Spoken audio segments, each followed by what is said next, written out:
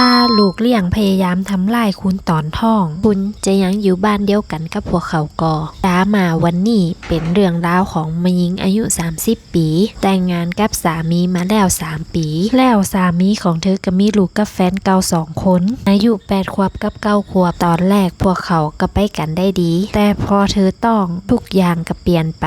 แม่ของลูกสามีเธอโทรมาด่าบอกว่าบ่มีใครมีสิทธิ์คือลูกของเธอต้องมีน้องเว้นแต่เธอคนเดียวแล้วก็เริ่มปั่นหัวให้ลูกเกลียดเธอเด็กๆเริ่มเย็นช้าสุดท้ายถึงขั้นพยายามทำลายเธอทุกครั้งที่สามีของเธอบ่อยู่เธอต้องมีคนมาดูแลความเครียดยากให้ความดันของเธอสูงขึ้นหมอต้องให้นอนโรงพยาบาลสุดท้ายเธอเลยตัดสินใจย้ายไปอยู่บ้านพ่อแม่ชั่วคราวจนกว่าจะคลอดถึงแม่ว่าญาติสามีของเธอจะหาว่าเธอหนีปัญหาแต่สุขภาพของลูกในท้องสำคัญที่สุดสามีของเธอก็สนับสนุนเต็มที่แต่เธอก็อดถามตัวเก่าบ่ได้ว่าเธอเนี่ยแบบนี้มันถูกแล้วแม่นกอใครคิดเห็นจะได้ก็คอมเมนต์อู้กันได้เน้อเจ้า